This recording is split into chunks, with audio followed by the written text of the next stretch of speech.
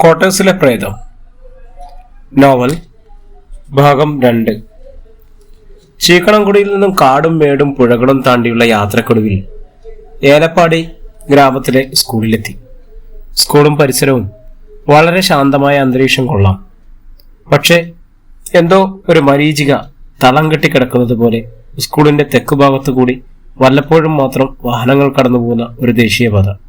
കിഴക്ക് അല്പം അകലത്തിൽ സ്ഥിതി ചെയ്യുന്ന ഒരു തേയില ഫാക്ടറി. വടക്ക് ക്യാരറ്റ്, ബീട്രൂട്ട്, കോളിഫ്ലവർ, ക്യാബേജ് തുടങ്ങിയ ശീതകാല പച്ചക്കറികൾ തഴച്ചു വളരുന്ന തോട്ടങ്ങൾ. അവയ്ക്ക് പിന്നിലായി വനാതിർത്തിയും പടിഞ്ഞാറ് ഭാഗത്ത് ഒരു പള്ളിയും സെമിത്തേരിയും. അടുത്തെങ്ങും താമസക്കാരില്ല. സ്കൂൾ കെട്ടിടവും ക്വാർട്ടേഴ്സും ഇവർക്കെല്ലാം മധ്യത്തിലായി സ്ഥിതി ചെയ്യുന്നു. സ്കൂൾ പറമ്പിന് ഇരുവശത്തും ഉയർന്നു നിൽക്കുന്ന കൂറ്റൻ മതിലുകൾ സ്കൂളിനെ തികച്ചും വേറിട്ട് നിർത്തുന്നുണ്ട്. ഞാൻ ക്വാർട്ടേഴ്സിൽ താമസിക്കുവാൻ തീരുമാനിച്ചു. അക്കാര്യം ജയ ടീച്ചറോട് പറഞ്ഞു. എന്നായിരുന്നു പ്രതികരണം. തീ പിടിച്ച പോലെന്ന ടീച്ചർ ഒരു മരണപ്പാച്ചിലായിരുന്നു. കാട്ടുതീ പരക്കുന്നത് പോലെ ഈ വാർത്ത ടീച്ചർ മറ്റ് അധ്യാപകരിലേക്കും എത്തിച്ചു. മാത്രകൾക്കുള്ളിൽ അവർ എനിക്ക് ചുറ്റും നിരന്നു. എല്ലാവർക്കും ഒന്നേ പറയാനുണ്ടായിരുന്നു: ടീച്ചർ ഈ ക്വാർട്ടേഴ്സിൽ താമസിക്കണ്ട. ഞാൻ അമ്പരന്നു. സർക്കാർ നല്ല ഒന്നാന്തരം ക്വാർട്ടേഴ്സ് അനുവദിച്ചിട്ട് താമസക്കാരില്ലാതെ വെറുതെ ഇട്ട് നശിപ്പിക്കുന്നു. ഞാൻ ചോദിച്ചു, നിങ്ങൾ എന്താണ് അങ്ങനെ പറഞ്ഞത്? എന്താണ് അവിടെ താമസിച്ച? അവർ പരസ്പരം അർത്ഥവത്തായി നോക്കി. സൂസമ്മ ടീച്ചർ പറഞ്ഞു, അവിടെ പുരുഷന്മാർ മാത്രമേ താമസിച്ചിട്ടുള്ളൂ. അവർക്കൊന്നും അവിടെ കിടന്ന് ഉറങ്ങുവാൻ സാധിച്ചിട്ടില്ല. പുലർക്കാലമാകുമ്പോഴേക്കും ഭയന്ന് വിറച്ച് പനി പിടിച്ച് സുബോധമില്ലാത്തവരെ പോലെ സംസാരിക്കുന്നതായി കാണുവാൻ സാധിക്കും. അവരൊക്കെ ഒരു വിധത്തിൽ ജീവനും കൊണ്ട് ഇവിടെ നിന്ന് രക്ഷപ്പെടുകയായിരുന്നു. ഇപ്പോ ടീച്ചറാണെങ്കിൽ തനിച്ചും. അതിനാൽ അവിടെ താമസിക്കുന്ന കാര്യം ആലോചിക്കുകയേ വേണ്ട. രാത്രിയിൽ പല അപശബ്ദങ്ങളും കേൾക്കുകയും ഭീതിജനകമായ കാഴ്ചകൾ കാണുകയും ചെയ്തിട്ടുണ്ട്. ജയ ടീച്ചർ കൂട്ടിച്ചേർത്തു. അന്ന് വൈകുന്നേരം 3:30 ആയപ്പോൾ ടീച്ചർ വീട്ടിലേക്ക് പോയിക്കോളും. രണ്ടു ദിവസം കഴിഞ്ഞ് വന്നാൽ മതി, ഇവിടെ നിൽക്കേണ്ട, അവർ ഒന്നടക്കം പറഞ്ഞു. പക്ഷേ ഞാനൊന്ന് തീരുമാനിച്ചു. എന്തു വന്നാലും അവിടെ ആ ക്വാർട്ടേഴ്സിൽ താമസിക്കുക തന്നെ. വീട്ടിൽ പോയി വെറുതെ ഇരുന്ന് സർക്കാർ ശമ്പളം പറ്റാൻ ഞാൻ തയ്യാറല്ലായിരുന്നു. 4 മണിക്ക് സ്കൂൾ വിട്ട് ഏവരും സ്വഭവനത്തിലേക്ക് മടങ്ങിയപ്പോൾ ഞാൻ തീർത്തും ഒറ്റയ്ക്കായി. ക്വാർട്ടേഴ്സിലേക്ക് കയറി. വളരെ വിശാലമായ സൗകര്യം. 5-6 അംഗങ്ങളുള്ള ഒരു കുടുംബത്തിന് താമസിക്കാൻ ഉതകുന്ന കെട്ടിടം. എല്ലാ ചുക്കരിയും പൊടിയും പിടിച്ചു കിടക്കുന്നു. ആൾതാമസമില്ലായിരുന്നു എന്നത് വ്യക്തം. ക്ലാസ് മുറിയിൽ തൂക്കുന്ന ചൂലെടുത്തു കൊണ്ടുവന്ന് എല്ലാ മുറികളും ഒരുവിധം വൃത്തിയാക്കി. വാതിലും ജനലുമെല്ലാം തുറന്നപ്പോൾ താഴ്വാരയിൽ നിന്നും വീശിയടിച്ചെത്തിയ തണുത്ത കാറ്റ് മുറിക്കുള്ളിൽ തങ്ങി നിന്നു. മുറിക്കുള്ളിലുണ്ടായ പൊടിപടലം നിറഞ്ഞ വായുവിൽ നിന്നും അവ പുറത്തേക്ക് ഇങ്ങനെ പറന്നുകൊണ്ടിരുന്നു. ഞാൻ കരുതിയിരുന്ന മണ്ണെണ്ണ സ്റ്റൗവും ഇൻഡക്ഷൻ കുക്കറും അടുക്കളയിൽ വെച്ച് വെള്ളം ചൂടാക്കി. ഇവിടെ ചൂടുവെള്ളമില്ലാതെ കൈകാലുകൾ പോലും കഴുകാൻ സാധ്യമല്ലെന്ന് തോന്നി. എങ്ങും കൊടും തണുപ്പ് തന്നെ. കുളിച്ച് ഫ്രഷായി. ചൂടുവെള്ളത്തിൽ കുളിച്ചിട്ടും എന്തൊരു തണുപ്പ്! കൈകാലുകൾ മരവിക്കുന്നുണ്ട്. നെഞ്ചിലേക്ക് തണുപ്പിന്റെ കാഠിന്യമേറിയ സൂചിമുനകൾ കുത്തിയുറങ്ങുന്നത് പോലെ. ഞാൻ സെറ്റർ ധരിച്ചു. കിടപ്പുമുറിയുടെ ജനാലയ്ക്കൽ ഒരു കണ്ണാടി ആണിയിൽ തൂക്കിയിട്ടുണ്ട്.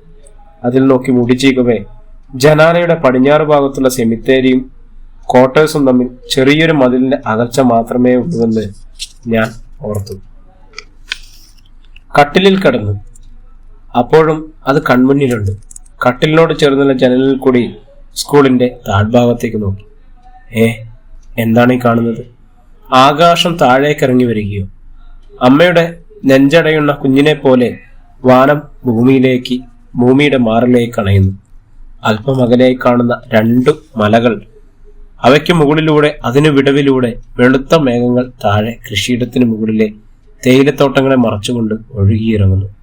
ആകാശം ഭൂമി ദേവിയെ വെള്ളയൊടുപ്പിക്കുകയാണോ? കിഴക്കു പടിഞ്ഞാറൻ കാറ്റിന്റെ അലകൾക്കൊപ്പം അവ അതിവേഗത്തിൽ പറന്നെടുക്കുന്നു. ഇല്ല, ഇപ്പൊ മറ്റൊന്നും കാണുവാനില്ല. പെട്ടെന്നതാ ഒരു രൂപം ആ മഞ്ഞുമറയിലേക്ക് ഓടിമറയുന്നു. ഞാൻ കണ്ണു തിരുമ്മി വീണ്ടും നോക്കി. ആ രൂപയുടെ വെളുത്ത പഞ്ഞിക്കെട്ടുകൾ പോലെ പറന്നെടുക്കുന്ന കോടമഞ്ഞു മാത്രമേ കാഴ്ചയിലുണ്ടായിരുന്നുള്ളൂ. ഏലപ്പടി ഗ്രാമം പൂർണ്ണമായും മഞ്ഞിൽ മൂടപ്പെട്ടിരിക്കുന്നു. എങ്കിലും മഞ്ഞിൽ മറഞ്ഞ രൂപം മഞ്ഞ് പെയ്യുന്ന രാവിലും എന്റെ ഉള്ളിൽ വലിയൊരു നെരിപ്പേട് തീർത്തു. ക്രമേണ ഞാൻ കമ്പിളിക്കുള്ളിലേക്ക് മുഖം പൂഴ്ത്തി. യാത്രാക്ഷീണം എന്നെ അതിവേഗം നിദ്രയിലേക്ക് തള്ളിവിട്ടു. അധ്യായം 5. നായ്ക്കൾ ശക്തിയായി കുരയ്ക്കുന്ന ശബ്ദം സ്വപ്നത്തിൽ എന്നതുപോലെ കേൾക്കുന്നു.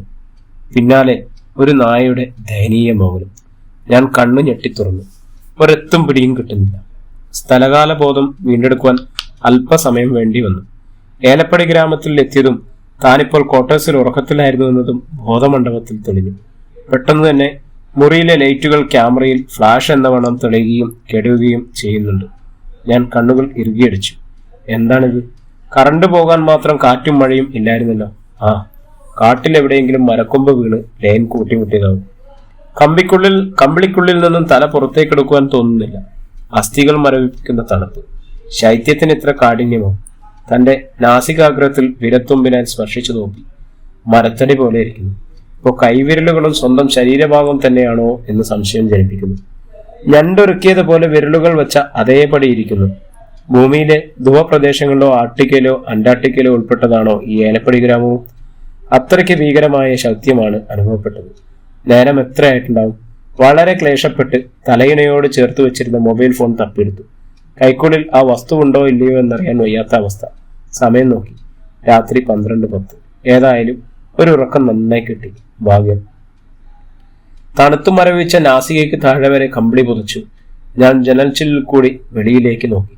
നിലാവിന്റെ നനുത്ത പ്രകാശത്തിലൂടെ ഭൂമിയെ ആവരണം ചെയ്തിരിക്കുന്ന മഞ്ഞിന്റെ മൂടുപടലം ഇപ്പോഴും കാണാം. അക്കരക്കുന്നിൽ തേയിലച്ചെടികളിൽ തങ്ങി നിൽക്കുന്ന ഹിമകണങ്ങൾ നിലാവിൽ മുത്തുമണികൾ പോലെ തിളങ്ങുന്നുണ്ട്. അതിനുമപ്പുറം കാടിന്റെ വന്യമായ അന്ധകാരം തളം കെട്ടിക്കിടക്കുന്ന പ്രകൃതി വൈരുദ്ധ്യങ്ങൾ ഇഴചേർന്നിരിക്കുന്നു. ഒന്ന് നയനമനോഹരവും മറ്റൊന്ന് ഭീതിജനവും. പെട്ടെന്നാണ് എന്റെ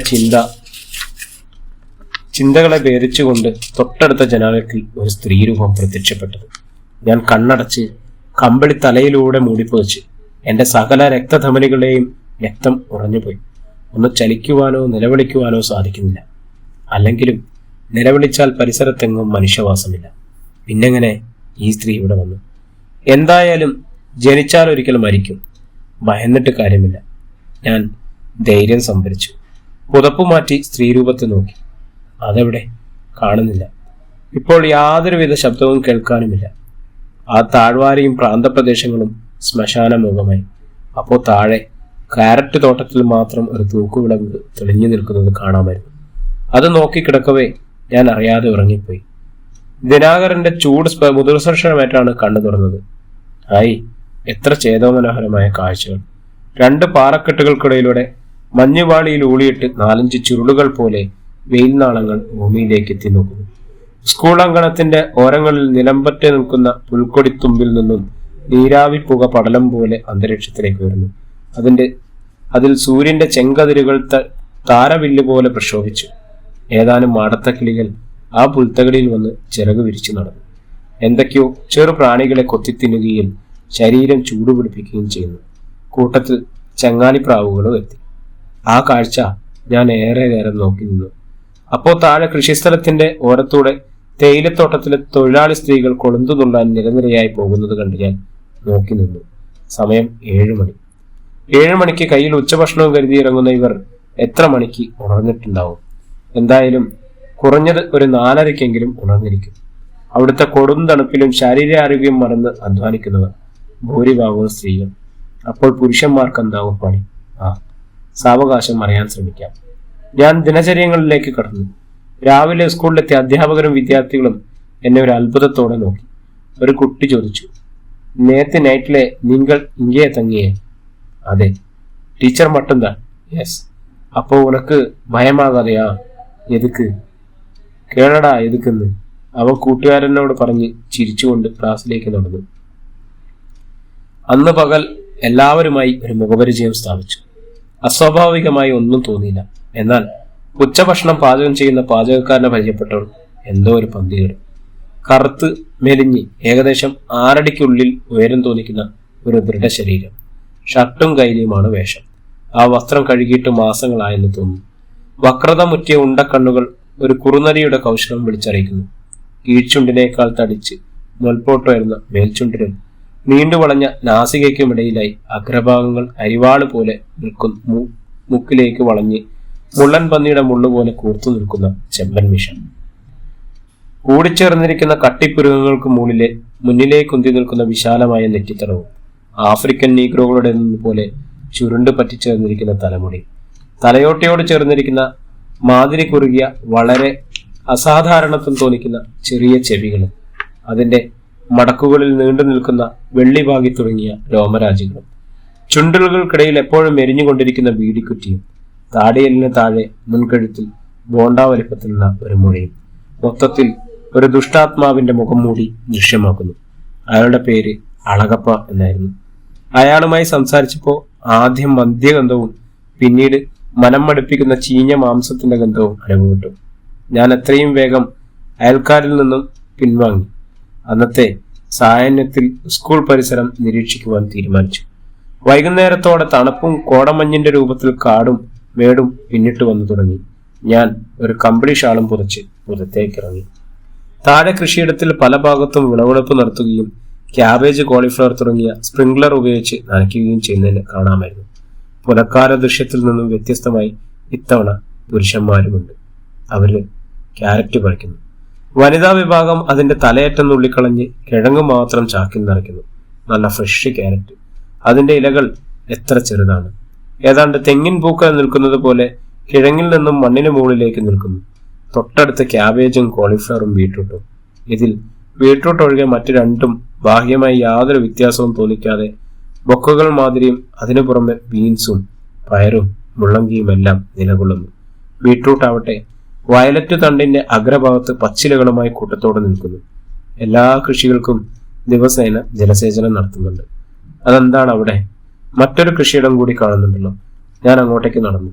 കൃഷിക്കാർ അവിടുത്തെ കൃഷിയെക്കുറിച്ച് പകുതിയും തമിഴും പകുതിയും മലയാളവും കൂടി കലർന്ന ഭാഷയിൽ വളരെ വ്യാജാലമായി സംസാരിച്ചു. അവിടെ കണ്ട കൃഷി സ്ട്രോബെറി ആയിരുന്നു. ലില്ലിച്ചെടികളിൽ വെളുത്ത പൂമൊട്ടുകൾ പുറത്തേക്ക് വളഞ്ഞു ചുറ്റും നിൽക്കും പോലെ പച്ചിലകൾക്കിടയിൽ ചുവന്ന പൂമൊട്ട് പോലെ സ്ട്രോബെറി പഴങ്ങൾ. തണ്ടിന്റെ അഗ്രഭാഗങ്ങൾ വളഞ്ഞ് കുലകുത്തി നിൽക്കുന്നു. തളിരിലകൾ ഹിമകണങ്ങളുടെ ഭാരത്താൽ താഴേക്ക് കൂമ്പി നിൽക്കുന്നത് കാണക്കെ. സ്ട്രോബെറിയിലെ പൂക്കളാവട്ടെ നടുവിൽ ചെറിയ മഞ്ഞ ഇതളുകളുടെ വലിപ്പം കുറഞ്ഞ വെള്ളപ്പൂക്കളാണ്. ഏലപ്പാടിയിലെ എല്ലാ കൃഷികളും ഉയരം കുറഞ്ഞവയാണ്. എല്ലാം ശൈത്യകാല കൃഷികൾ മാത്രം. താഴ്വാരമാകെ നെൽപ്പാടം പോലെ നിരപ്പുള്ളതും നീർവാഴ്ചയുള്ളതും ഫലഭൂയിഷ്ടമായ കറുത്ത മണ്ണിനാൽ സമ്പന്നവുമാണ്. തികച്ചും പച്ചക്കറികളുടെ വിളനിലം തന്നെ. ജീവിതത്തിൽ ആദ്യമായിട്ടായിരുന്നു അവയിൽ ഭൂരിഭാഗം കൃഷികളും കാണുന്നത്. ആദ്യമായി പുറം ലോകം കാണുന്ന ഒരു കൊച്ചുകുട്ടിയുടെ കൗതുകത്തോടെ അന്ധതയിൽ നിന്നും മുക്തി നേടി കാഴ്ചയുടെ ലോകത്തേക്ക് എത്തുന്ന ഒരാളുടെ ആകാംക്ഷയോടെ ഞാൻ അവയെല്ലാം നോക്കിക്കണ്ടു. പക്ഷെ ഒന്നു മാത്രം വ്യവച്ഛേദിക്കാനാവാതെ എന്നെ അലോസരപ്പെടുത്തിക്കൊണ്ടിരുന്നു. താഴ്വാരയിലെ ഈ മനോഹരിതയ്ക്ക് മുകളിൽ ഒരു നിഗൂഢത ഘനീഭവിച്ചു കിടക്കുന്നു. അതിന്റെ അടയാളം എന്ന വണ്ണം ഒരിക്കലും പൂർണ്ണമായി പിൻവാങ്ങാതെ താഴ്വാരയെ മറച്ച് ചുറ്റി വരിഞ്ഞു നിൽക്കുന്ന മഞ്ഞിന്റെ ആവരണം. ഇപ്പോൾ കൃഷിയിടത്തിന്റെ കിഴക്ക് ഭാഗത്തു നിന്നും മഞ്ഞ് നീങ്ങിയിരിക്കുന്നു. അവിടെതാ 2 മാടങ്ങൾ. കാവൽ മാടമാണോ? ഞാൻ അവിടേക്ക് മുളങ്കമ്പൂകൾ കൊണ്ട് മറച്ച് ഒരാൾ പൊക്കത്തിൽ താഴെ ഉയരമുള്ള ഒരു ഷെഡ്. അതിൽ ഭക്ഷണം കഴിക്കുന്നതിനുള്ള ഒരു പ്ലേറ്റും നായയെ പൂട്ടുന്ന ഒരു തുടലും കിടപ്പുണ്ട്. ഒരു മാടത്തിൽ ചളുങ്ങിയ പ്ലേറ്റ് മാത്രം, തുടലില്ല. അന്വേഷിച്ചപ്പോൾ രാത്രികാല കാട്ടുപന്നി ഇറങ്ങി കൃഷി നശിപ്പിക്കുന്നതിനാൽ അവ വിരട്ടി ഒതുക്കുന്നതിനായി മാടങ്ങളിൽ തൂക്കുവിളക്കോ ചിമ്മിനി വിളക്കോ കത്തിച്ച് ഒരു നായയെയും പൂട്ടിയിടാറുണ്ട് എന്നറിഞ്ഞു. എന്നാൽ ചില ദിവസങ്ങളിൽ കാട്ടിൽ നിന്നും പുലി ഇറങ്ങുമത്രേ. കാവൽ മാടത്തിലെ നായയെയും പുലി പിടിക്കും. ഇന്നലെ രാത്രി പുലി ഇറങ്ങിയിരുന്നു. ഒരു മാടത്തിലെ നായയെ പിടിക്കുകയും ചെയ്തു. അവ തമ്മിലുള്ള ഏറ്റുമുട്ടലിലാണ് പ്ലേറ്റ് ചളുങ്ങിയതും തുടർ നഷ്ടപ്പെട്ടതും. അപ്പോഴാണ് തലേ രാത്രിയിൽ ഒരു നായയുടെ ദയനീയമായ മോങ്ങൽ കേട്ട കാര്യം ഞാൻ ഓർമ്മിപ്പിച്ചത്. ഈശ്വര, അപ്പോൾ ഈ പ്രദേശത്ത് രാത്രിയിൽ വീടിന് വെളിയിലേക്ക് ഇറങ്ങിയാൽ ഏതു നിമിഷവും ജീവൻ അപകടത്തിലാവും. എന്റെ കൈകാലുകൾ കുഴയുന്നു. ഞാൻ ക്വാർട്ടേഴ്സിലേക്ക് നടന്നു. ഇന്നിനി ഒന്നും വയ്യ, കയറിക്കിടക്കുക തന്നെ. ഒരു വിധത്തിൽ ചായ ഉണ്ടാക്കി ചായയും 2 ബ്രെഡും കഴിച്ചതിന് ശേഷം അന്നത്തെ പത്രവും എടുത്ത് കിടന്നു. വായിച്ചു കിടന്ന് ഉറങ്ങിയതറിഞ്ഞതേയില്ല. എന്തൊക്കെയോ ഉരുണ്ടു വീഴുന്നതും എടുത്തെറിയുന്നതുമായ ശബ്ദം കേട്ടാണ് ഞാൻ ഉണർന്നത്. എന്താണത്? ഞാൻ കാതോർത്തു. ക്വാർട്ടേഴ്സിന് വെളിയിലാണ് സംഭവം. ജനൽക്കട്ടന്റെ മറ നീക്കി പുറത്തേക്ക് ഒരു വിഹക വീക്ഷണം നടത്തി. ആകാശവും ഭൂമിയും ഒന്നായി കിടക്കുന്നു. മഞ്ഞു മാത്രമേ ദൃശ്യമാവുന്നുള്ളൂ. എടുത്തെറിയുന്ന ശബ്ദം കേൾക്കുന്നത് സ്കൂൾ മുറ്റത്തിന്റെ താഴേക്കാണ്. ഞാൻ ജനാൽക്കിൽ നിന്നും വ്യതിചലിക്കാതെ കണ്ണും കാതവും മനവും ജാഗരൂപമാക്കി നിന്നു. അപ്പോഴതാ ജനലിന്റെ തൊട്ടടുത്ത് ഒരു വെളുത്ത സാരിയുടെ അഗ്രഭാഗം കാറ്റിൽ പറന്ന് ജനൽ ഗ്ലാസ്സിൽ വന്നു വരുത്തുന്നു. ദൈവമേ, വല്ല പ്രേതവുമായിരിക്കുമോ? ഒരു ഭയം അന്തരംഗത്തിൽ നിന്ന് വരുന്ന ഒരു ഇടിമിന്നലായി സിരകളിലാകമാനം പാഞ്ഞുപോയി. എങ്കിലും തനിക്കിവിടെ ധൈര്യം സംഭരിക്കാതെ മറ്റു യാതൊരു പോംവഴിയുമില്ലെന്ന സത്യം അവൾക്ക് ഉൾക്കൊള്ളാതിരിക്കാനായില്ല. സഹായഹസ്തങ്ങളൊന്നും ഇവിടെയില്ല. ഇവിടെ തളർന്നാൽ ജീവിതം തീർന്നു തന്നെ. ധൈര്യം വീണ്ടെടുത്തു. എന്തിനു ഭയക്കണം? ഞാനെന്നും ഏകയായാണ് ജീവിതവഞ്ചി തൂങ്ങിയുന്നത്. അത് മറ്റാരും ആശ്രയമില്ലാതെ എൻ്റെ മക്കൾക്ക് വേണ്ടിയാണ്. അതിനാൽ ഏതൊരു ആപത്ഘട്ടത്തിലും ദൈവം എന്നെ തുണയ്ക്കും. ഇവിടെയും അതുണ്ടാവും. ഞാൻ ധൈര്യപൂർവ്വം എണീറ്റ് വാതിൽക്കലേക്ക് നടന്നു. ഇതുവരെ പ്രേതങ്ങളെക്കുറിച്ച് പുസ്തകങ്ങളിലൂടെയും സിനിമകളിലൂടെയും കണ്ടിട്ടുള്ള അറിവേ ഉണ്ടായിരുന്നുള്ളൂ. അവയിൽ ഡ്രാക്കുള എന്ന നോവലായിരുന്നു മനുഷ്യനെ ഏറെ സ്പർശിച്ചത്. എന്തായാലും പ്രേതത്തെ നേരിട്ട് ഇതുവരെ കണ്ടിട്ടില്ല. ആദ്യമായാണ് ഇങ്ങനെയൊരു അവസരം ഉണ്ടാക്കുന്നത്. അത് പാഴാക്കിക്കൂടാ. മുറിയിലെ ലൈറ്റിടാതെ തന്നെ ഞാൻ വാതിലിന്റെ സാക്ഷ നീക്കി മെല്ലെ, വളരെ മെല്ലെ, സൂക്ഷ്മതയോടെ, അതിലേറെ ജാഗ്രതയോടെ അല്പം തുറന്നു. പെട്ടെന്ന് തന്നെ വാതിൽ ചേർത്തടച്ചു. കാരണം മഞ്ഞിന്റെ തണുത്ത കരണങ്ങൾ നാസരന്ധ്രങ്ങളിലേക്ക് തുളച്ചു കയറി ശ്വാസനാളം അടച്ചു കളയും പോലെ. വെളിയിൽ നിൽക്കുന്ന പ്രേതത്തെക്കുറിച്ച് ഞാൻ ചിന്തിച്ചു. ആശ്ചര്യകരം തന്നെ. കഠിനമായ ശൈത്യത്തിൽ അവൾ അങ്ങനെ പുറത്തു നിൽക്കുന്നു. മഞ്ഞിൽ കുളിച്ചു നിന്നാൽ അവൾ തണുത്തു മരവിച്ചു പോയില്ല. ഞാൻ എന്തൊരു മടയി! അവൾ ഒരിക്കൽ മരിച്ചതല്ലേ? പ്രേതങ്ങൾക്ക് മരണമില്ലല്ലോ. എന്റെ വിഡ്ഢിത്തമോർത്ത് ഉള്ളിൽ ചിരിച്ചുകൊണ്ട് തിരികെ വന്ന് കമ്പിളി പുതപ്പിൽ ചുരുണ്ടുകൂടി. പക്ഷെ ആ വെളുത്ത സായിപ്പും തുമ്പ് ഇപ്പോഴും അതാ ജനാലയിൽ തട്ടുന്നു. എന്തായാലും അവളവിടെ നിൽക്കുകയല്ലേ, വിശേഷം ചോദിച്ചു കളയാം. ഞാനും ഇവിടെ ഒറ്റയ്ക്ക്, ആരും കൂട്ടിനില്ലാതെ ഞാൻ അവളോട് ചോദിച്ചു, ആരാണ് നീ? മണി കിലുങ്ങുന്നത് പോലെ ഒരു ചിരിയായിരുന്നു മറുപടി. എന്താ, നിനക്ക് പേരില്ലേ? ഇത്തവണ മറുപടി വന്നു. ഞാൻ സന്ധ്യ. നിന്റെ വീട് എവിടെയാണ്? എന്റെ വീടോ? ദാ ഈ സിമിത്തേരിക്ക് പുറത്തുള്ള ആ തെമ്മാടിക്കുഴിയാണ് എന്റെ വീട്. പിന്നെന്തിനാ നിന്റെ വീട്ടിൽ നിന്ന് ഇങ്ങനെ പുറത്തിറങ്ങി നടക്കുന്നത്? അതൊന്നും നിങ്ങൾ അറിയണ്ട. ശരി, സമ്മതിച്ചു. നീ എന്താണ് ഇവിടെ വന്നു നിൽക്കുന്നത്? എന്നെ കൊല്ലാനാണോ? അല്ല, നിന്നെ രക്ഷിക്കാൻ. എന്നെ രക്ഷിക്കാനോ? അതിനെനിക്കവിടെ ശത്രുക്കൾ ആരും ഇല്ലല്ലോ. പിന്നെ ആരിൽ നിന്നാണ് രക്ഷിക്കാണ്? അതൊക്കെ വഴിയെ മനസ്സിലാവും. അവളുമായി കുറേ സമയം സംസാരിച്ചു. ഞങ്ങൾ തമ്മിലുള്ള സംഭാഷണം ആരംഭിച്ചപ്പോൾ മുതൽ മറ്റു ശബ്ദങ്ങളൊന്നും കേൾക്കാനില്ലായിരുന്നു. വൃക്ഷങ്ങളിലെയും ചെടികളിലെയും ഒരു ഇല പോലും ചലിച്ചില്ല. കാറ്റുവരെ അവിടെ നിന്നും മറ്റെവിടേക്കോ വഴിമാറി. അവരെല്ലാം അവൾക്ക് വേണ്ടി നിശബ്ദരായതുപോലെ. മാനത്ത് താരങ്ങളും ചന്ദ്രികയുമൊക്കെ ഇമ വെച്ചിമാതെ തങ്ങളെ ഉറ്റുനോക്കുന്നുണ്ടായിരുന്നു. രാവിന്റെ ഏതോ യാമത്തിൽ ഞങ്ങളുടെ സംഭാഷണം അവസാനിപ്പിച്ച് ഞാൻ നിദ്രയിലായിരുന്നു. പിറ്റേന്ന് പുലർക്കാലത്ത് അവിടുത്തെ പ്രകൃതി സൗന്ദര്യം ഞാൻ ആവോളം ആസ്വദിച്ചു. ദൈവം എത്ര രൂപസൗകര്യത്തോടുകൂടിയാണ്, വൈവത്വത്തോടുകൂടിയാണ് പ്രകൃതിയെ വാർത്തെടുത്തിരിക്കുന്നത്. എത്ര രമണീയമായാണ് അതിന്റെ ഉപരിതലം ആവരണം ചെയ്തിരിക്കുന്നത്. മനുഷ്യന്റെ ബുദ്ധിവൈഭവങ്ങളെല്ലാം ഇവിടെയെല്ലാം സത്ത ഊറ്റിപ്പിഴിഞ്ഞെടുത്താലും കോടിക്കണക്കിന് വർഷങ്ങൾ പിന്നിട്ടാലും ഇതുപോലൊന്നും നിർമ്മിക്കുക അപ്രാപ്യമല്ലേ. പിന്നെ എന്തിന്റെ പേരിലാണ് മനുഷ്യൻ അഹങ്കരിക്കുന്നത്? ഇങ്ങനെ ഓരോന്ന് ചിന്തിച്ചു നിൽക്കെ പിന്നിൽ ഒരാളനക്കം. ഞാൻ വെട്ടിത്തിരിഞ്ഞു. അതാ പാചകക്കാരൻ അഴകപ്പ എനിക്ക് തൊട്ടുപിന്നിൽ കഷ്ടിച്ച് ഒരടി അകലത്തിൽ നിൽക്കുന്നു. എന്തൊരു മനുഷ്യനാണിത്! ഇങ്ങനെ പാത്തും പതുങ്ങിയുമാണോ ഒരാളുടെ സമീപത്തേക്ക് വരുന്നത്? പ്രത്യേകിച്ച് ഒരു സ്ത്രീയുടെ. അനൽപമായ അന്വേഷണത്തോടു കൂടി തന്നെ ഞാൻ ചോദിച്ചു, നിങ്ങൾക്കെന്താ, ഒന്ന് വിളിച്ചൂടെ? ഇതൊരുമാതിരി കള്ളനെ പോലെ. അയാളൊന്ന് പരിങ്ങി. മന്നിക്കണം അമ്മ, ഇതുക്കുമേൽ ഉണ്ടാവാതെ. ഞാൻ വാച്ചിൽ നോക്കി. സമയം 7:30 ആയിട്ടേ ഉള്ളൂ. ഇയാൾ എന്തിനാണ് ഇത്ര നേരത്തെ എത്തിയിരിക്കുന്നത്? സാധാരണ 9:30 എത്താറുള്ളത്. ഞാൻ അയാളെ സംശയദൃഷ്ടിയോടെ നോക്കി. അയാൾ പറഞ്ഞു, അമ്മ, தூங்க ஏலப்படியில கவுண்டர் தலைவருக்கு நெருங்க மாட இருக்கு.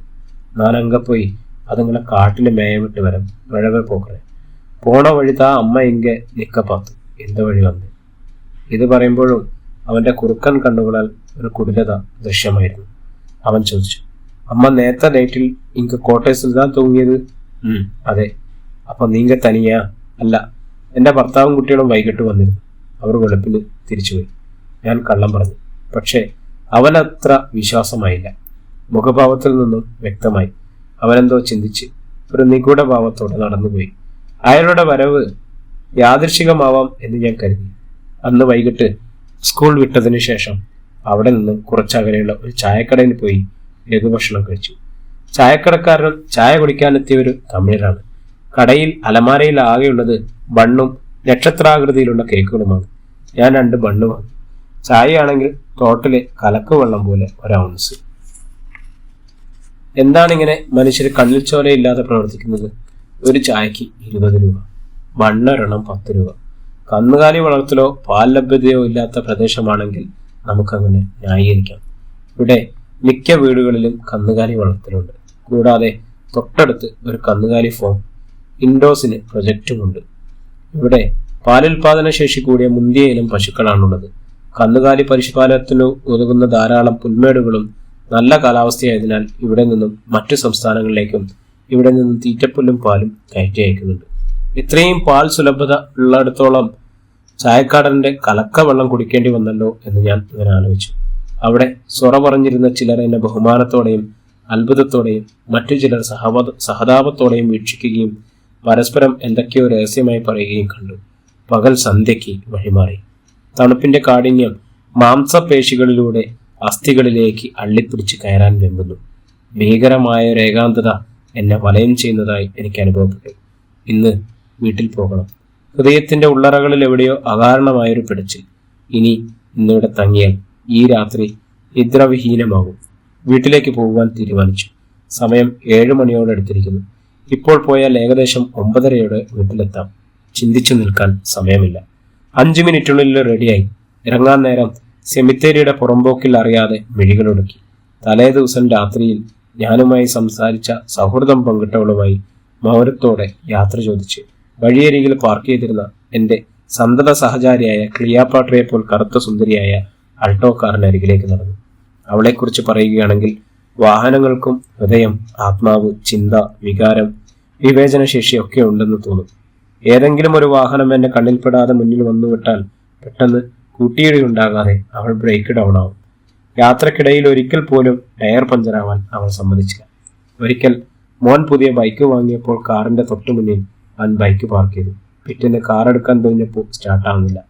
അവളുടെ മുഖം മറച്ച് ബൈക്ക് വെച്ചതിന്റെ പിണക്കമായിരുന്നത്. അങ്ങനെ പല അനുഭവങ്ങളും ഉണ്ടായപ്പോൾ അവളാണ് എന്റെ സഹയാത്രിക എന്ന് ഞാൻ ഉറപ്പിച്ചു. എന്നും ഞാൻ ഉറങ്ങാൻ പോകും മുമ്പ് അവളുടെ നെറ്റിത്തടത്തിൽ എന്റെ വക ഒരു ചൂട് ചുംബനവും നൽകാറുണ്ട്. രാവിന്റെ അന്ത്യയാമത്തിൽ തികച്ചും ഏകാഗ്നിയായ ഞാനും എന്റെ തോഴി കറുപ്പ് വർണ്ണത്തിൽ അഴകൊത്ത ആൾട്ടോയും ഏലപ്പടയിൽ നിന്നും പ്രയാണം ആരംഭിച്ചു. ഏറെ താമസിക്കാതെ ഞങ്ങൾ കാടിന്റെ ഉൾത്തടത്തിലേക്ക് പ്രവേശിച്ചു. പല ദിക്കിൽ നിന്നായുള്ള ചീവീടുകളുടെ ശബ്ദം രാവിനെ കട്ടികൂട്ടുന്നു. ഏറെ അകലങ്ങളിൽ നിന്നല്ലാതെ ഉയരുന്ന വന്യമൃഗങ്ങളുടെയും കാട് മുഴങ്ങുന്ന ഘനഗംഭീരമായ ഭയാനകവുമായ മുരൾച്ചയും ഗർജനവും കേൾക്കാം. അന്ധകാരം അതിന്റെ അനന്തമായ ഗുഹാമുഖം തുറന്ന് വെളിച്ചത്തെ പൂർണ്ണമായും വിഴുങ്ങിക്കഴിഞ്ഞു. വൻ വൃക്ഷങ്ങൾ ഇടതുറന്നു നിൽക്കുന്ന കാടിന്റെ വന്യതയുടെ നടുവിലൂടെ വിജനമായി വളഞ്ഞു വിരിഞ്ഞ വെള്ളിയരഞ്ഞാണം പോലെ കിടക്കുന്ന ഒരു പാതയിലൂടെ കറുത്ത പൊട്ടായി എന്റെ വാഹനം ഓരോ താള നിശബ്ദതയിലൂടെ അങ്ങനെ ഒഴുകിക്കൊണ്ടിരിക്കുന്നു. അതിന്റെ നേർത്ത വെളിച്ചം പാതയോരങ്ങളിൽ ചിത്രങ്ങൾ വരച്ചു. പകൽവേളയിൽ വിനോദസഞ്ചാരികളുടെ കണ്ണും കരളും കവർന്ന് മോഹിനീ രൂപിണിയായ സാക്ഷാൽ പരമശിവന്റെ മനം പകർന്ന വിഷ്ണു ഭഗവാന്റെ മോഹിനീ രൂപം അതേ കാനനം തന്നെയാണ്. രാത്രിയിൽ ഭീകര സ്വരൂപിണിയായ സുരസയെപ്പോൽ ഹനുമാന്റെ നേർക്കടുത്ത സുരസ നിലകൊള്ളുന്നു. എത്ര വിരോധാഭാസം! ഭയാനകമായ അപ്പോഴത്തെ അന്തരീക്ഷത്തിന് ലാഘവം വരുത്തുവാനായി ഞാൻ സ്റ്റീരിയോയിൽ പാട്ടുവെച്ചു. ആ ഗാനവീചിയിൽ ലയിച്ച് അനുസൂതമൊഴുകുന്ന ഒരു നദി പോലെ മുന്നോട്ടങ്ങനെ നീങ്ങിക്കുന്നത്. 30 കിലോമീറ്ററോളം ആസുരഭാവം പൂണ്ട നിബിഡ വനമായിരുന്നു അത്. അതിനുശേഷം റോഡിനിരുവശം വിശാലമായ പുൽത്തകടിയും അതിനപ്പുറം ജലാശയവും കാണാം. പുൽത്തകടിയുടെ ഓരത്ത് കൂട്ടം കൂട്ടമായി നിൽക്കുന്ന ലില്ലിപ്പൂക്കൾ. അവിടെ ആകെ നിലാവിന്റെ പകൽ വെളിച്ചം പരന്നു തുടങ്ങിയിരിക്കുന്നു. ഇത്ര നേരം അന്ധകാരം തീർത്ത ഭയാനകമായ നിമിഷങ്ങളിൽ നിന്നും മോചനം ലഭിച്ചിരിക്കുന്നു. വണ്ടി സൈഡൊതുക്കി പരസ്പരം നിരീക്ഷിച്ചു. പരിസരത്തെങ്ങും ആരുമില്ല. എല്ലാ ജീവജാലങ്ങളും നിദ്രയിലായതുപോലെ. ഞാൻ വെളിയിലിറങ്ങി വണ്ടിയിൽ ചാരി നിന്നു. ഹായ്! മനസ്സിനും ശരീരത്തിനും അനുഭൂതി പകരുന്ന സുഖകരമായ തണുത്ത കാറ്റിന്റെ മൃദുസ്പർശം. എന്തായാലും ഇവിടെ അല്പനേരം വിശ്രമിച്ചിട്ട് പോയാൽ മതി എന്ന് തീരുമാനിച്ചു. ഇടതു കൈകൊണ്ട് 2 വിരലുകൾ ചേർത്ത് സാരിത്തുമ്പിന്റെ അഗ്രഹാതം ഉയർത്തിപ്പിടിച്ചു. പൂർണ്ണമായും പാതയുടെ വിശാലതയിലേക്ക് ഇറങ്ങി നിന്നു. കാറ്റിലുരയുന്ന സാരിയിലൂടെ മുടിയിഴകളിലൂടെയും മന്ദമാരുതൻ സാഗൂതം എന്റെ മേനിയിൽ ഇക്കിളിയിട്ടുകൊണ്ട് അങ്ങിങ്ങായി പരതി നടന്നു. ഞാൻ അടിമുടി പൂത്തുടഞ്ഞു. സാരിത്തുമ്പ് ഇറുകെ പുതച്ച് കൈകൾ കെട്ടി മിഴികൾ പൂട്ടി നിന്ന് കാറ്റിന്റെ നനുത്ത തലോടൽ ആസ്വദിച്ച് അതിനെ യഥേഷ്ടം മേയാൻ അനുവദിച്ച ശേഷം പ്രകൃതിയെ ആദ്യമായി കാണുന്ന ശിശുവിന്റെ കൗതുകത്തോടെ ഞാൻ ചുറ്റിലും നോക്കി. നിലാവിന്റെ കുളിരിൽ മയങ്ങുകയാണ് സസ്യലതാദികളെല്ലാം. പുഴയോരത്ത് കാണുന്ന ലില്ലിപ്പൂമുട്ടുകൾ കറുത്ത ചേലയിലെ വെളുത്ത പൊട്ടുകൾ പോലെ. കറുത്ത മേഘത്തിൽ നക്ഷത്രങ്ങൾ തിളങ്ങിയാൽ എങ്ങനെയോ അതുപോലെ ആരെയും മോഹിപ്പിക്കുന്ന വശ്യതയുടെ തറയിൽ കാൽവിരലുകളാൽ ചിത്രമെഴുതി മുഖം കുനിച്ചു നിൽക്കുന്ന നാണം കുണുങ്ങിയായ മണവാട്ടിയെപ്പോലെ ആകർഷണീയമായിരിക്കുന്നു. ജലാശയത്തിലാകട്ടെ മുത്തു വാരി എറിയുന്നത് പോലെ നീല വെളിച്ചത്തിന്റെ മാരുതൻ മുന്നോട്ട് നയിക്കുന്ന താളലയങ്ങൾക്കനുസൃതമായി നിശബ്ദ കാമുകിയെപ്പോലെ ഓളങ്ങൾ പൊങ്ങിയും താണം കരയെ പുൽകുന്നത്. അക്കരെ മലയിടുക്കുകളിലൂടെ പാറക്കെട്ടുകളുടെയും പതഞ്ഞൊഴുകി ജലാശയത്തിലേക്ക് അണയുന്ന ധാരാളം നീർച്ചാലുകൾ വെള്ളിനൂലിന്റെ പോലെ തിളങ്ങുന്നു. കാനന സവിശേഷതയെക്കുറിച്ച് അമേരിക്കൻ എഴുത്തുകാരനായ റോബർട്ട് ഫ്രോസ്റ്റിന്റെ വാക്കുകൾ ഞാൻ ഓർത്തു. The woods are lovely dark and deep, but I have promised to keep and a mile to go before I sleep and miles to go before I sleep. Malayala കവി കടമനിട്ട ഈ വരികൾ പരിഭാഷപ്പെടുത്തിയിരിക്കുന്നത് ഇങ്ങനെയാണ്: മഹാവനം മനോഹരം, ഇരുണ്ടഘാതമെങ്കിലും അനേകമുണ്ട് കാത്തിടേണ്ട മാമക പ്രതിജ്ഞകൾ, അനേകമറ്റു നിദ്രയിൽ ലയിപ്പതിനു മുമ്പിലായി എനിക്കതീവ ദൂരമുണ്ട് വിശ്രമം നടക്കുവാൻ. എത്ര മനോഹരമായ വരികൾ! കവിയെ പരാമർശിച്ചിരിക്കുന്നത് അത്രയും അർത്ഥവത്താണ്. മഹാവനം മനോഹരവും ഇരുണ്ടതും അഗാധവും അവർണ്ണനീയമാണ്. വനത്തിന്റെ ഏതാനും ഭാഗങ്ങൾ താമസിച്ചാൽ തമസിനാൽ ഇരുണ്ടതും അഗാധവും ഭയജന്യവുമായ മറ്റു ചില ഭാഗങ്ങൾ തമസിനാൽ വശ്യമനോഹരമായതും. ഓരോ സമയവും ഉറഞ്ഞു തുള്ളുന്ന ഭീകരരൂപിയായ ഭദ്രകാളിയും സ്നേഹമയിയും ഐശ്വര്യദായിനിയുമായ ലക്ഷ്മി ദേവിയുമായി നിലകൊള്ളുന്നു. പ്രകൃതി വൈരുദ്ധ്യങ്ങളുടെ കലവറ തന്നെയാണ് ആരണ്യകം. പച്ചപ്പരവതാനി വിരിച്ച പുൽത്തകടിയിലൂടെ നടന്നു ഞാൻ മെല്ലെ ആ പുൽമെത്തയിലേക്ക് കിടന്ന് അമ്പിളിക്കരയെ നോക്കി. തിങ്കൾ മുഖത്തേത്തോ രണ്ട് കുസൃതി കണ്ണുകൾ എന്നെ നോക്കി കണ്ണിറുക്കുന്നുവോ? ഒരിക്കലും അനുഭവിച്ചിട്ടില്ലാത്ത അവാച്യമായ അനുഭൂതി. ഞാൻ അദ്ദേഹത്തോട് മന്ത്രിച്ചു. ശരിക്കും നിഷയുടെ പ്രേമലോപനായ കള്ളക്കാമുകനാണ് നീ. നിന്റെ മുൻപിൽ ഭൂമിയൊരു ഭണ്ഡാരരാസിനിയാവുന്നു. തമസിന്റെ ആവരണമഴിച്ച് നീ അവളെ വിവസ്ത്രമാക്കുന്നു. ഓ, നീ എന്നെ ആപാദചൂടം നോക്കുന്നത്. ഞാൻ ലജ്ജാവിവശയായി എണീറ്റു. അപ്പോൾ പ്രകൃതിയായ ആരെയോ പ്രതീക്ഷിച്ച് ജ്യേഷ്ഠനായി നിൽക്കുന്നത് പോലെ. പ്രകൃതിയുടെ കാമുകൻ ആരാവാം? വരുണനോ മാരുതിയോ തിങ്കളോ? ആരാണവൻ? അങ്ങനെ പലവിധ ചിന്തകളും ഉത്തരമില്ലാതെ ചോദ്യങ്ങളുമായി ഇന്ന് എൻ്റെ മസ്തിഷ്കത്തിൽ പെട്ടെന്നൊരു കൊള്ളിയാൻ മിന്നി. എൻ്റെ കാൽപാദങ്ങൾ ഒന്നിളകിയോ. ഒരു പ്രകമ്പനം. 2-3 സെക്കൻഡുകൾ ഇടപെട്ട് പ്രകമ്പനത്തിന്റെ ശക്തി കൂടുന്നു. അപകടം. നിമിഷാർദ്ധത്തിൽ ഞാൻ ചാടി വണ്ടിയിൽ കയറി. വണ്ടി സ്റ്റാർട്ട് ചെയ്തു. ഏതു നിമിഷവും വണ്ടി വിടാനുള്ള കരുതലോടെ വളരെ രാഗരവുമായി പുറത്തേക്ക് നോട്ടം വെച്ചു. അപ്പോൾ കാറ് കിടക്കുന്നിടത്ത് ചെറിയൊരു കുലുക്കവും മുഴക്കവും. കണ്ണും കാതും ജാഗ്രതയോടെ നിലകൊണ്ടു. എന്നാലേ കൈകാലുകൾ ഭയത്താൽ വിറകൊള്ളുകയും പല്ലുകൾ കൂട്ടിയിടുകയും ചെയ്യും. ഭയം കൊണ്ട് ശ്വാസം നിലച്ചു പോകുന്നതുപോലെ. കർണങ്ങളിൽ മരണത്തിന്റെ ചൂളമൊലി. അല്ല, കാതുകൾ കൊട്ടിയടച്ചിരിക്കുന്നു. ബോധമണ്ഡലം മരവിച്ചതുപോലെ. കണ്ണുകളിൽ ഇരുട്ട് കയറുന്നുവോ? കണ്ണുകൾ തിരുമ്മി തുറന്നു. 2 കൈകൾ കൊണ്ടും കൺപോളകൾ മലർക്കെ തുറന്നു പിടിച്ചു. അതാ പുൽമേടിന്റെ അങ്ങേയറ്റത്തു നിന്നും ഏതാനും മലകൾ നിരങ്ങി വരുന്നുവോ? എന്താണത്? പെട്ടെന്നാണ് വണ്ടിയുടെ മുൻവശത്തെ കണ്ണാടിയിൽ ആ രൂപം ഞാൻ കണ്ടത്. കറുത്തിരുണ്ട് നീണ്ടു വളഞ്ഞ് വലിയ കൊമ്പുകളുള്ള വലിയൊരു കൊമ്പൻ കാറിന്റെ പിന്നിലേക്ക് അടുത്തുകൊണ്ടിരിക്കുന്നു. എൻ്റെ ഈശ്വര!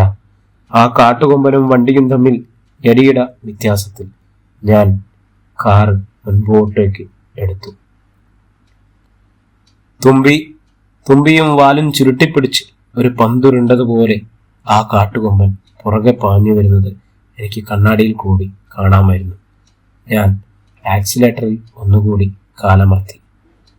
പ്രിയമുള്ളവരെ, ഈ നോവൽ ഇവിടെ തുടരുകയാണ്. ഇതിന്റെ അടുത്ത ഭാഗത്തിനായി നമ്മുടെ ചാനലൊന്ന് സബ്സ്ക്രൈബ് ചെയ്യുക, ബെല്ലൈക്കൺ അമർത്തുക, ഫോളോ ചെയ്യുക.